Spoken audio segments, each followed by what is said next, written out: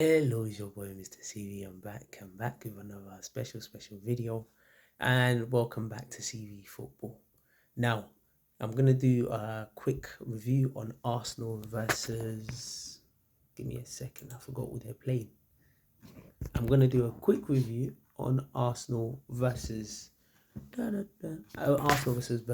Now, Arsenal versus Burnley, like I already said in my Premier League review, I'm expecting an Arsenal win, nothing but Arsenal win, because first of all, Burnley are having a very difficult time, and also it's going to be a very special matchup between Arteta and also Company as well. And obviously, they were both at Man City. Arteta being assistant for Pep and Company being a player for Man City, and obviously he was a brilliant player for Man City.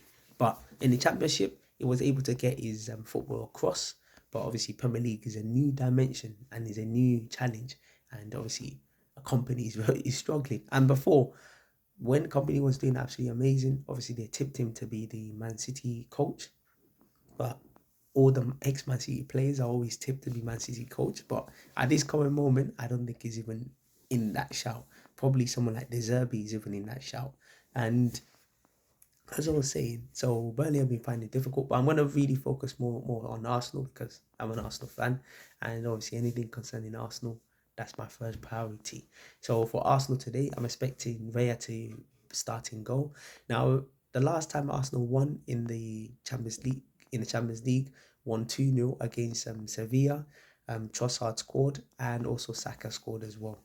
And it was quite sad because I read up recently that Raya wasn't posting on social media because of the negative response surrounding him deputizing Aaron Ramsdale. And obviously, it's very sad. And if you're one of those fans out there that are criticizing Raya, and listen, you can criticize him professionally, but as a human being, just let him be. He's just trying to do his job like everybody else. So just let him be. And also, it's not his fault that the manager prefers Raya to Ramsdale. It's not his fault. It's just the harsh reality of football. So listen, let him be.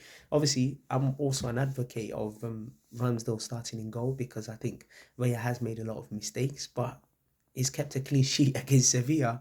So really, you can't really do anything. And Sevilla didn't really pose too much of a threat. So obviously, he didn't have too much to do as well. But I'm expecting Raya to start in goal. But Raya, obviously, whoever starts, whoever plays, I always back them because I'm a fan and always back all my teammates. Um, Saying that as well, in centre back, obviously, it's Saliba and Gabriel, those two locked. Now I watched Gabriel closely last week against Newcastle. Obviously we lost, but the guy is a Rolls Royce of a defender. Absolutely smooth criminal. He's a Rolls Royce of a defender. Absolutely smooth. And Gabriel, I think Gabriel, because of the shine of Saliba, I think Gabriel goes a bit unnoticed.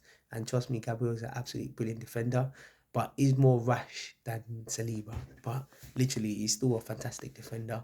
And funny part, he's only 25 years old, which I'm really shocked.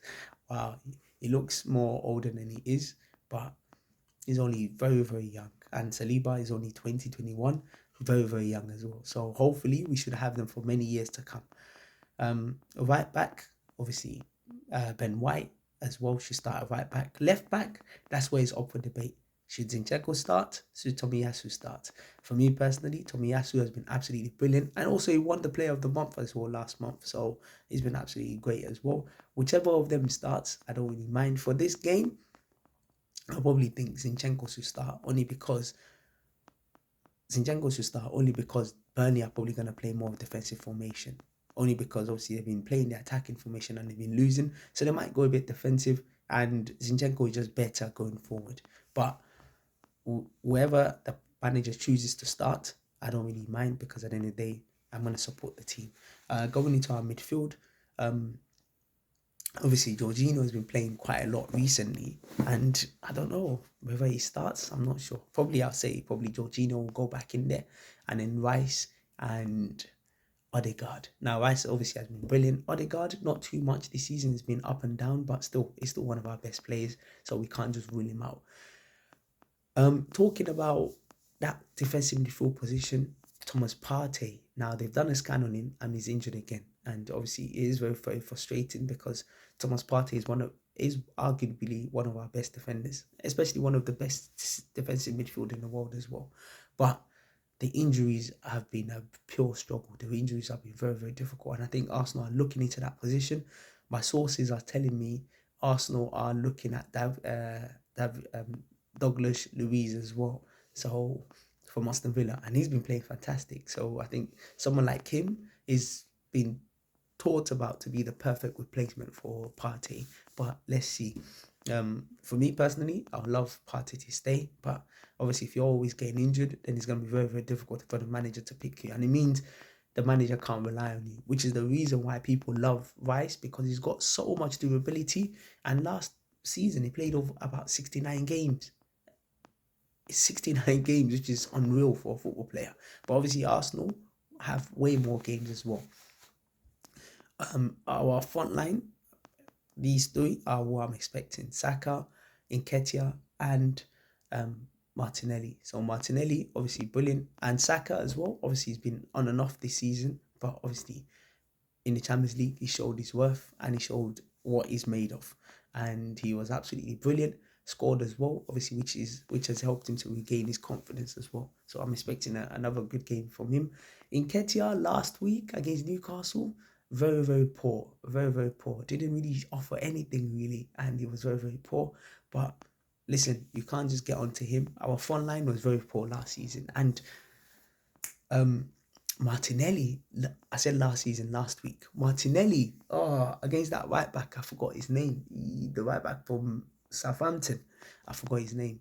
Listen, Martinelli had a tough game against him, and trust me, I think Martinelli struggled to beat him once, so it was very, very tough. But listen, this game is against Burnley. I'm expecting Arsenal to win at least 2-3-0. I'm expecting us to win. Anything less than that, or if they don't win, wow, it's going to be very, very tough. And very soon, if Arteta keep losing a lot of these games, very, very soon he'll start being under pressure. Because I think because of people like Ten Hag and all these other managers, Arteta has actually slipped underneath the radar. And the goalkeeping error is one that the goalkeeping change is one that needs to be rectified, because we can't keep conceding goals. And that up front, as well, we have to actually look into, because we need a consistent goal scorer. And I like Nketiah. I think we'll get double digits, but he isn't a consistent goal scorer. And I don't think Arsenal really have consistent goal scorers.